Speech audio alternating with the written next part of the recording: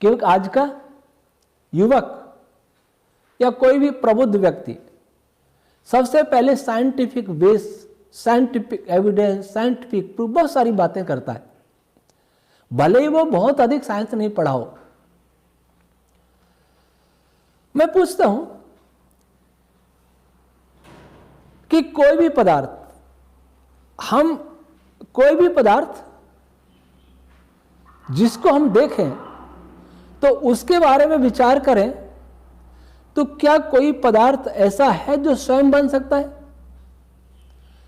हम सृष्टि में बहुत सारे पदार्थों को बनते हुए देखते हैं और बिगड़ते हुए भी देखते हैं। वैसे ही इस ब्रह्मांड में प्रतिक्षण पदार्थों का निर्माण हो रहा है और पदार्थ नष्ट भी हो रहे हैं। तो क्या यह सब अपने आप हो रहा है? कारण कार्य को देख करके कारण का अनुमान होता है। अब फिजिक्स का सामान्य विद्यार्थी भी ये कहने लग गया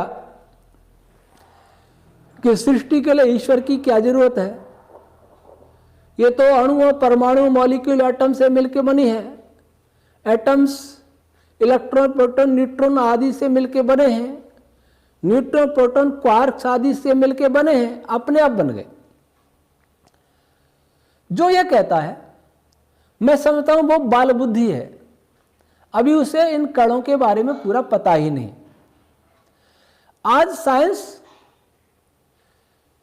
विशेषकर कॉस्मोलॉजी अभी भटक रही है। वो कई प्रकार से सृष्टि की उत्पत्ति मानती है।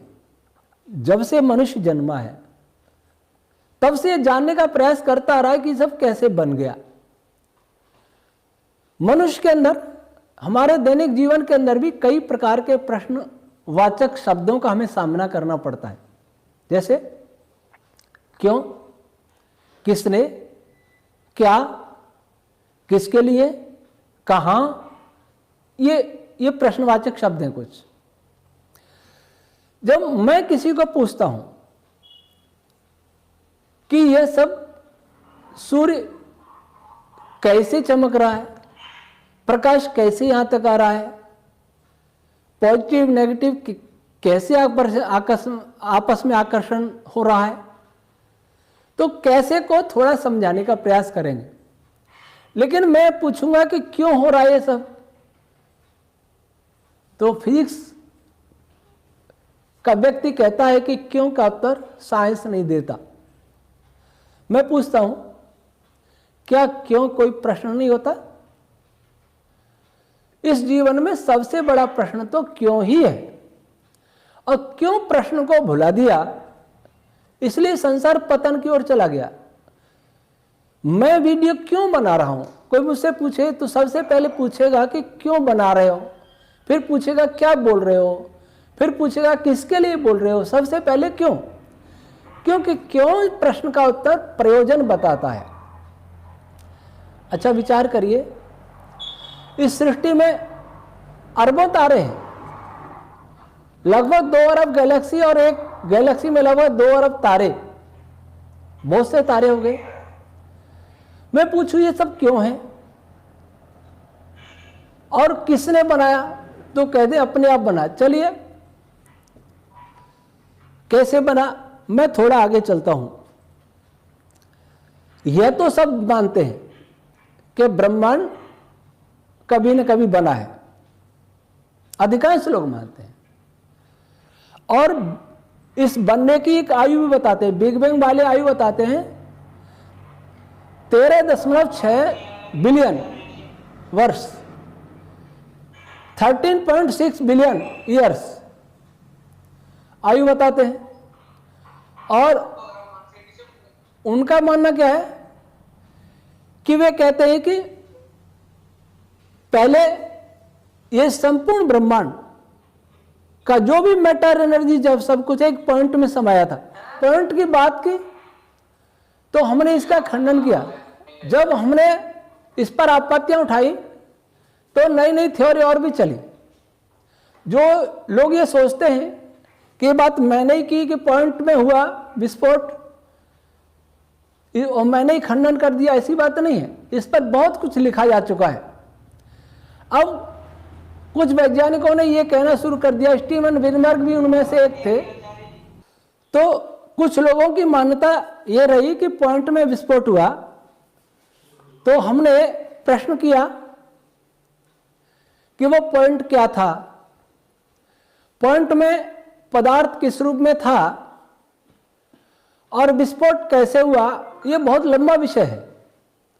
अच्छा, फिर लोगों ने, कुछ साइंटिस्टों ने कहना शुरू किया कि सारा यूनिवर्स इनफाइनाइट वॉल्यूम में डेंस था, वॉल्यूम इनफाइनाइट था और डेंसिटी भी इनफाइनाइट थी। उसमें बिग बैंग हुआ। उसमें क्या हुआ, सब कुछ फैलने लगा। यहां भी प्रश्न, जब हम ये पूछते हैं उनसे कि जो इनफाइनाइट वॉल्यूम में जो भी पदार्थ था, मटेरियल था, वो किस रूप में था, एनर्जी था, तो वो किस रूप में था, तो कहते हैं इनका हमारे पास उत्तर नहीं। जब उनके पास ये उत्तर नहीं है तो वो ऐसा कैसे सोच लेते हैं, वो ऐसा कैसे सोच लेते हैं कि फिर जो थ्योरी जिसके पास इन प्रश्नों का उत्तर नहीं है, वो क्या वास्तव में थ्योरी है। और कुछ लोग क्या कहते हैं, इस थ्योरी का अपना मैथ है, इस थ्योरी पे बहुत कुछ ऑब्जर्वेशन हुआ है, इस थ्योरी पे बहुत सारे प्रयोग हुए हैं। अभी जिनेवा में हुआ 2012 में। लेकिन जो पॉइंट में मानते हैं उनके भी अपने मैथ है, जो इनफाइनाइट में मानते हैं उनका भी मैथ है, और एक कुछ साइंटिस्ट इटर्नल यूनिवर्स मानते हैं। वो कहते हैं यूनिवर्स कभी बना नहीं। भारत के बहुत प्रसिद्ध कॉस्मोलॉजिस्ट हैं आभास कुमार जी मित्रा, उनकी इटर्नल यूनिवर्स की थ्योरी है, और नेट पर उनके बहुत सारे पेपर देख सकते हैं बिग बैंग के खंडन में। तो मैं कहना चाहता हूं, सभी थ्योरी का अपना मैथ है, सभी थ्योरी के अपने अपने तर्क हैं, सभी थ्योरी के अपने अपने ऑब्जर्वेशन हैं, लेकिन उनके परिणाम अलग अलग क्यों आ रहे हैं, इसका अर्थ कहीं कुछ कमी है। अब जब फैलने लगा, आज तक किसी ने यह नहीं बताया कि स्पेस क्या है, लेकिन फैल रहा है। आज तक किसी ने यह नहीं बताया एनर्जी क्या है। फाइनमैन को पढ़िए, लेक्चर्स ऑन फिजिक्स में फाइनमैन कहते हैं कि एनर्जी क्या है हम नहीं कह सकते, हम नहीं जानते। जब उसी पुस्तक में लिखते हैं कि यदि कोई पूछे, ये बल दे, हठ करे कि फोर्स क्या है, तो फोर्स की सही परिभाषा भी फिजिक्स नहीं जानता। अब सृष्टि उत्पत्ति के लिए ये दो चीज एक ही ले लें। फोर्स एक मूलभूत आवश्यकता है, एक मूलभूत गुण है।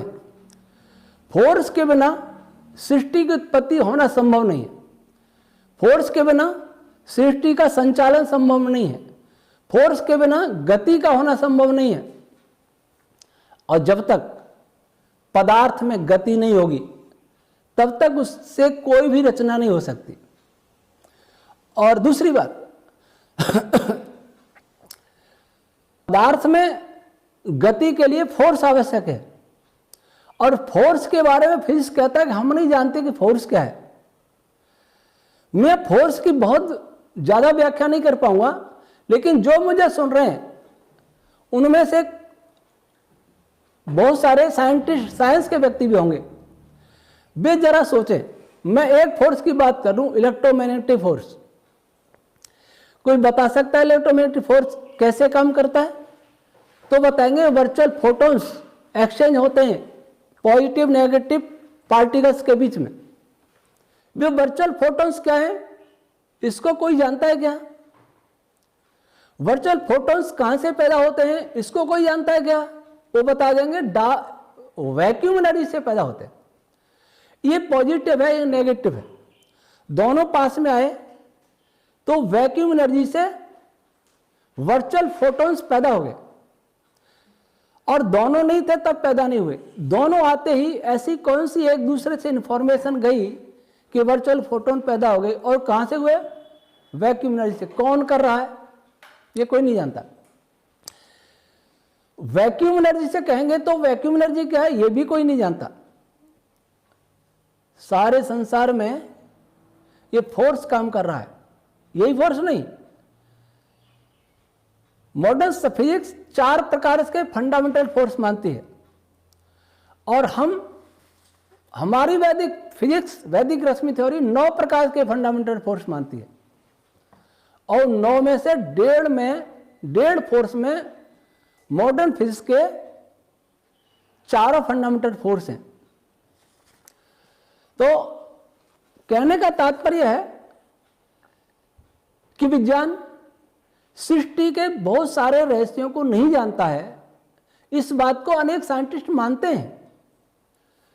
तो क्या हमें यह नहीं सोचना चाहिए कि जिसको हम नहीं जानते क्या उसको कोई नहीं जानता? उसको कोई जानता है जो हमसे सुपर सत्ता है। हम भी चेतन है, वह भी चेतन है, लेकिन वो सुपर है, सुपीरियर है, सबसे ज्यादा जानने वाला है, सर्वज्ञ है, वह उसको जानता है।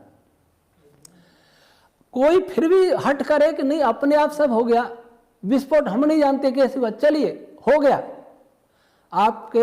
आपको संतुष्ट करने के लिए मान भी लूं कि मटेरियल फैला और पार्टिकल बन गए, पार्टिकल से फिर न्यूट्रॉन प्रोटॉन आदि बन गए, क्योंकि न्यूट्रॉन प्रोटॉन तो क्वार्क से बने, और न्यूट्रॉन प्रोटॉन और इलेक्ट्रॉन मिलकर के एटम भी बन गए। पर मैं एक बात पूछता हूं, आप में से कई गणित के विशेषज्ञ होंगे। मैं यहां अपने एक ट्रस्टी प्रोफेसर भूप सिंह जी का एक लेख में से कुछ आपको बताता हूं। आजकल एक मॉडर्न फिजिक्स मैथमेटिक्स उसमें एक प्रोबेबिलिटी भी पढ़ते हैं। प्रोबेबिलिटी, किसी कार्य होने की संभावना, इसको मैथ से निकालते हैं। तो एक जीवित कोशिका है अपना सेल, उसमें hydrogen, oxygen, nitrogen, carbon, phosphorus है, 5 तत्व हैं। और इन 5 तत्वों में, ये मैं प्रोफेसर भूप सिंह जी के लेख से बोल रहा हूं, ये प्रमाण। और जीवित कोशिका में कम से कम 40,000 एटम्स होते हैं। स्विट्जरलैंड के गणितज्ञ चार्ल्स यूजीन गुई ने गणना की कि इन 5 तत्व जब बिखरे हुए होंगे तो उनके परमाणुओं का 40,000 संख्या में एक विशेष, एक स्पेसिफिक क्रम में जुड़ने में जीवित कोशिका बनने की संभावना 10 की घात 160 में से 1 है। अर्थात ये तत्व बिखरे पड़े थे और उनमें से एक विशेष कॉम्बिनेशन हुआ। उस विशेष कॉम्बिनेशन से एक सेल बनने का जो प्रोबेबिलिटी है वो 10 की घात 160 में से 1 है, अर्थात 1/10 की घात 160। और इस सेल बनने के लिए जितने पदार्थ चाहिए वह पदार्थ जितना ब्रह्मांड में उससे लाखों गुना चाहिए। यह स्विस गणितज्ञ का कैलकुलेशन है। और एक कोशिका बनने में समय 10 की घात 243 वर्ष लगेंगे। और ब्रह्मांड की आयु क्या है? 10 की घात 13। तो बाई चांस अपने आप बनने की रैंडमली बनने की संभावना 10 की घात 160 में से 1 है। और एक सेल बनने में 10 की घात 243 वर्ष लगते एक सेल की। हम प्राणियों के असंख्य सेल हैं इस ब्रह्मांड में। असंख्य सेल जो इसकी प्रोबेबिलिटी दर्शाई, इसका अर्थ हुआ कि अभी तक तो कोई सेल बनने का सवाल ही नहीं है। 10⁻43 वर्ष तो कम होंगे। और फिर सेल बनने से पहले मॉलिक्यूल बने, मॉलिक्यूल बनने से पहले एटम बने, एटम बनने से पहले इलेक्ट्रॉन प्रोटॉन न्यूट्रॉन बने, इनके बनने से पहले क्वार्क बने, क्वार्क बनने से पहले स्ट्रिंग थ्योरी के स्ट्रिंग्स बनी। उनकी भी जरा प्रोबेबिलिटी देख लीजिए, मैथ निकाल लीजिए। सारा पदार्थ फैल रहा और फैल करके दूर भाग रहा। आपको पता होगा कि फैलने का जो स्पीड है वो जॉन ग्रेविन ने 10⁻28 किलोमीटर पर सेकंड, और लाइट की स्पीड क्या, 10⁸ मीटर पर सेकंड। और वो जो फैल रहा है, स्पेस के फैलने की गति 10⁻28 मीटर पर सेकंड। इतनी तीव्र गति से प्रसार हुआ, उसके बावजूद भी पार्टिकल प्रसार किसका हुआ ये नहीं पता। पार्टिकल बनते गए, कैसे कंडेंस हो गए।